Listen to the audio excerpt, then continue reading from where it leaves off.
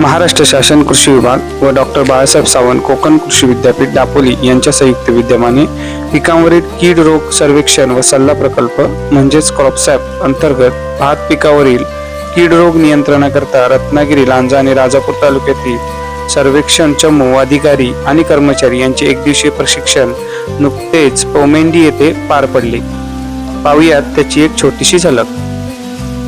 कृषी विभागाचे पालक अधिकारी सन्माननीय जिल्हा अधीक्षक कृषी अधिकारी सदाफुले सर यांच्या मार्गदर्शनाखाली आणि प्रमुख उपस्थितीमध्ये या कार्यशाळेचे आयोजन पोमेंडी येथे करण्यात आले होते। सन्माननीय उपविभागीय कृषी अधिकारी रत्नागिरी यांच्या अध्यक्षतेत ही कार्यशाळा पार पडली।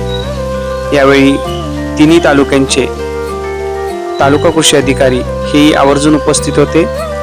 सर्वेक्षण अधिकारी आणि कर्मचारी यांना सखोल मार्गदर्शन आणि चर्चा करण्यासाठी डॉक्टर बाळासाहेब सावंत कोकण कृषी विद्यापीठ तसेच कृषी विज्ञान केंद्र अंतर्गत कार्यरत असणारे शास्त्रज्ञ यावेळी उपस्थित होते। या कार्यशाळेमध्ये doctor Wankhade sir, doctor Hanumante sir, doctor Malshe sir यांनी सखोल मार्गदर्शन केले। त्याचप्रमाणे क्रॉप सॅप अंतर्गत सर्वेक्षण करत असताना ज्या विविध शंका असतील यांचेही सखोल निरसन यावेळी करण्यात आले।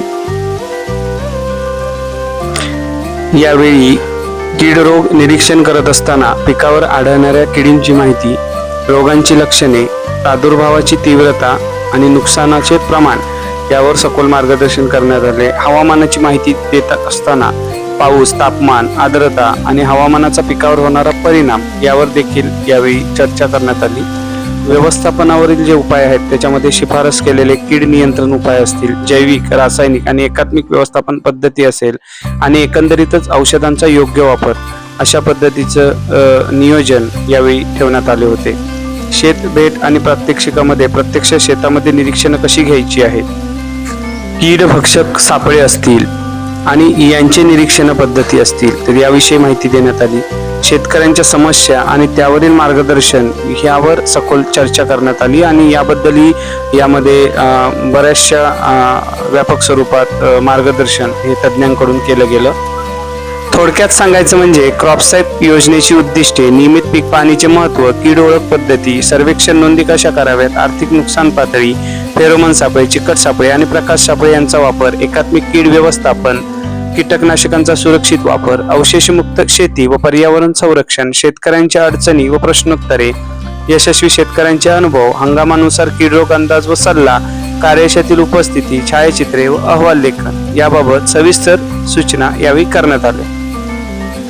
शेतकरी मंडळी, यावेळी जे शास्त्रज्ञांनी मार्गदर्शन केलेले आहे त्याचे सविस्तर व्हिडिओ मी केलेले आहेत आणि ते YouTube चॅनलवर आपल्याला नक्की पाहायला मिळणार आहेत, तेही आपण पाहू शकता।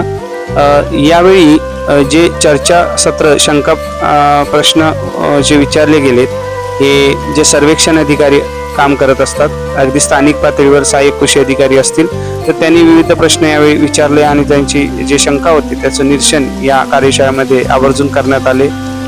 चांगल्या पद्धतीची कार्यशाळा या ठिकाणी पोमेंडी येथे आपल्याला पाहायला मिळते आणि ही खूप चांगल्या उपस्थितीमध्ये कार्यशाळा संपन्न झाली। या कार्यशाळेमध्ये जीवामृत, बीजामृत, गोकुटामृत, दशपर्णी अर्क यावर आधारित प्रात्यक्षिक घेण्यात आलेली आहेत। तुम्हाला ही या YouTubeवर आपल्याला पाहायला मिळतील। आपलं YouTube चॅनल आत्मा राजापूर आपण नक्की सबस्क्राईब करा। राजापूर तालुक्याद्वारे यावेळी बीज प्रक्रिया आणि उगवण क्षमता चाचणी यावर अतिशय उत्तम स्वरूपाचं असं प्रात्यक्षिक करून दाखवण्यात आलेलं आहे। तेही मी या YouTube चॅनलवर अपलोड करणारच आहे, तेही तुम्हाला पाहता येईल कारण येणाऱ्या खरीप हंगामामध्ये याची खूप गरज आहे आणि ही गरज ओळखून आपल्याला हे सर्व माहिती असणं गरजेचं आहे, तंत्रज्ञान माहीत असणं गरजेचं आहे। चला तर मग पुन्हा भेटू अशा नवीन व्हिडिओसह। सबस्क्राईब करा, लाईक करा, शेअर करा आपलं शेतीचं हक्काचं YouTube चॅनल आत्मा राजापूर। धन्यवाद।